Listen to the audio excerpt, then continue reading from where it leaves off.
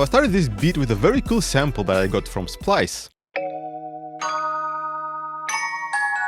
And as you probably know, these samples are notorious for being used by so many people that it's highly likely that you will hear the exact same sample used in another producer's track, which totally sucks, but it's not even the worst case scenario. Sometimes clueless people add tracks that use these samples to YouTube's Content ID database. And this is something that you're not supposed to do unless your composition is 100% original. But it happens, and as a result, you can get a copyright claim on YouTube if you use the same sample, even though it's royalty-free and everyone can use it. So let me show you a simple example of what you can do to prevent this from happening while still retaining the sample's original vibe that provided that original inspiration. Because of course you can definitely process and mangle a sample beyond recognition, but that doesn't mean that it will still be useful and inspiring, so that's not what we're doing here. And as always, I'm going to walk you through the process of how I made the whole track. We're not going to just focus on the sample,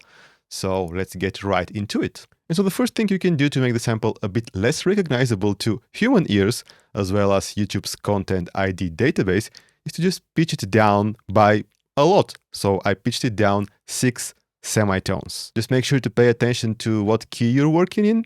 The sample that I used was in D sharp minor, so after pitching it down to -6, it was now in A minor. So my whole song is in A minor. Chopping it was very simple. I used the beat mode, the division by quarter notes, and I adjusted manually some of the slicing points just by moving them around with the mouse, just to make sure each slice marker falls in the beginning of a note or a chord. I also enabled the warping in Ableton Live's Simpler, and I used the complex warping mode, which is good for retaining the quality of such melodic samples. And the reason to use the warping here is to make sure that these little melodies between the chords, these little licks, stay in tempo, that they don't go out of rhythm and don't sound off. So such as this one. So basically when I have a 4-bar sample and slice it into quarter notes, this means that each row of your 16-pad controller will represent a bar from the sample. So this is the start of the first bar, second bar, third bar, fourth bar. And so what I did, and this may not work with every sample, but it worked pretty well with this one, is that I played just the first 2 notes of each bar.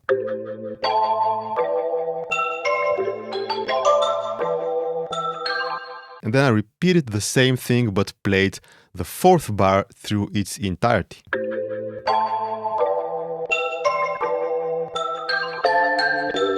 So this was the whole phrase.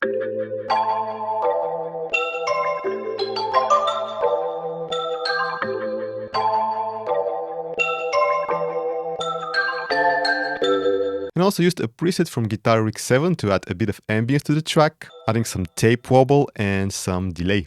And then the obligatory sidechain compression.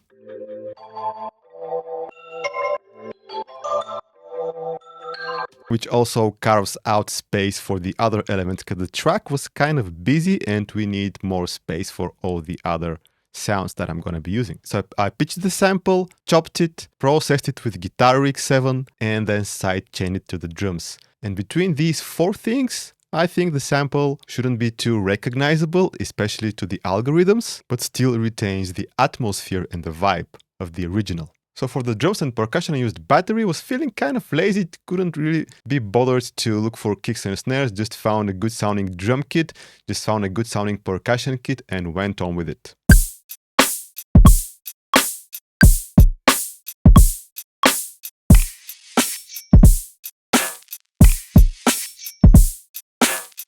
And then I used a very small snippet of a percussion loop on an audio track.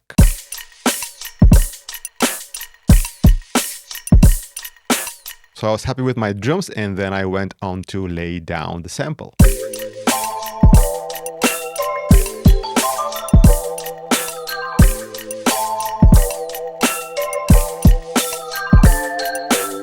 And so this sample kind of inspired me to make the beat a bit more energetic, but To do so, I needed a bass sound that would add more energy, something more aggressive, something with more mids and highs, a bit more distorted, not your mellow, muffled bass sound. So I used the preset called Disturbance Bass from my Ableton Live pack, Driftwave.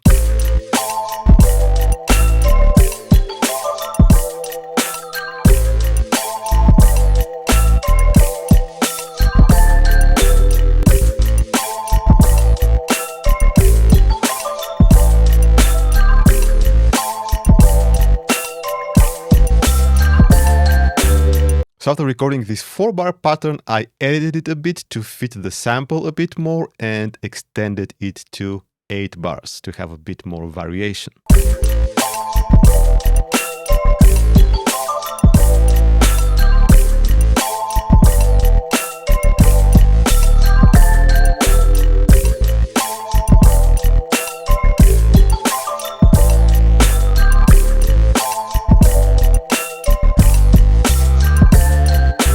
Then I added some bells and whistles, such as a guitar from Korg Gadget's Santa Ana. I used a glockenspiel from the built-in packs from Ableton Live Suite, and also a lead synth from Lexington. It's again a synth from the Korg Gadget collection.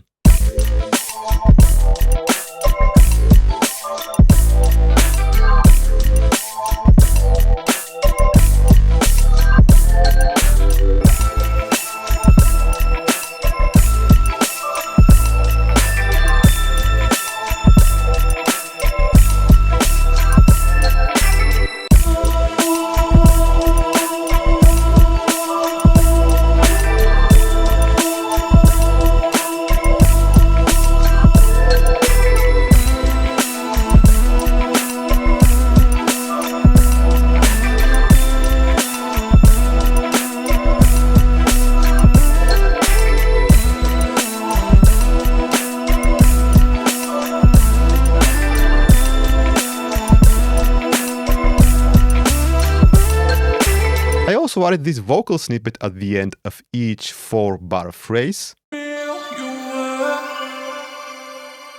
And so this high-pitched element that you're hearing here that is above the vocal comes from Replica Shimmer, where you can add an interval. I've set it to +12 semitones, so it adds this shimmer an octave above the original vocal sample. And I also processed most of these melodic sounds with Guitar Rig 7. Let's hear the final result.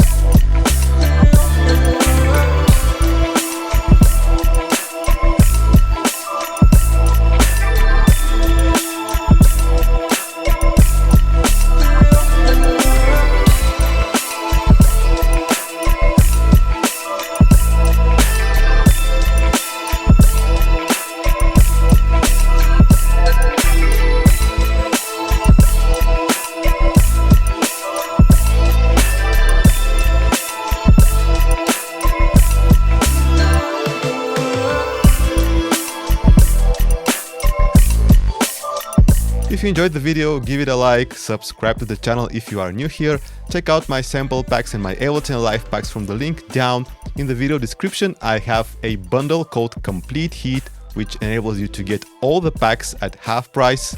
Check out this video up here for more sampling in Ableton Live, and I will catch you later.